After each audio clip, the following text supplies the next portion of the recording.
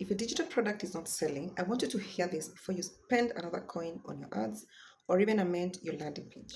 I know this is hard to hear because your digital product took time, it took maybe money, and it took a lot of your dedication.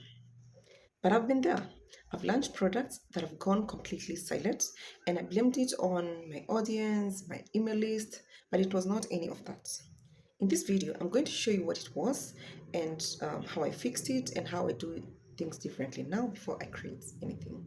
Stick with me because the shift I'm going to share is what changed everything. Here's why this matters to you.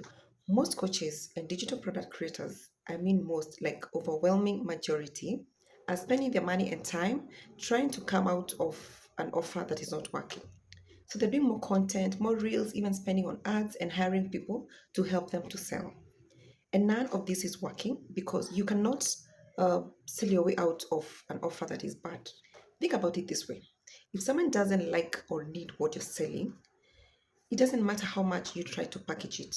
If it doesn't scratch their itch, the best sell copy in this world won't move them. They might click, they might even visit your sales page and then leave. I'm not saying marketing doesn't matter, but if a product isn't selling, I want you to consider that you might be optimizing the wrong thing entirely. So, what is an offer problem? Let me break them down into three common ones that I see, and I've personally made all the three mistakes. So, the first mistake that I did, and probably you've done also, is coming up with a product that nobody else needed.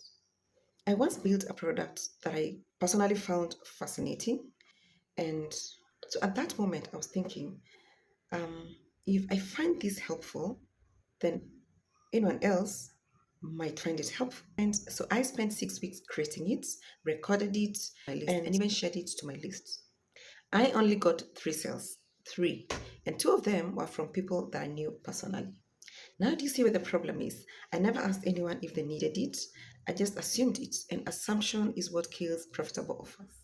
Now, let's go to the mistake number two that I did, and probably you've done it. The second mistake is a weak promise. So, you could be having a great idea, but the promise that you're making is vague. Let me give you an example of a vague product. I will help you grow a business. I will help you get a clear mindset. These are categories, these are not specific offers. And nobody buys a category, people buy specific results.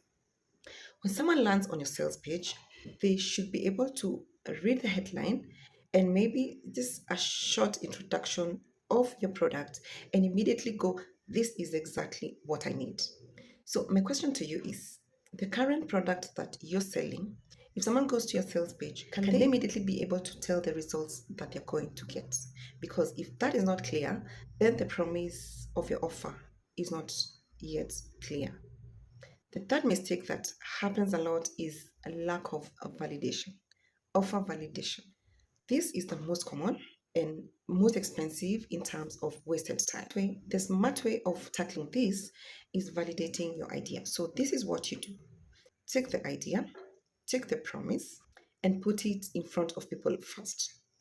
You're not launching the whole thing, but you are trying to see how people react to it and what feedback you will get.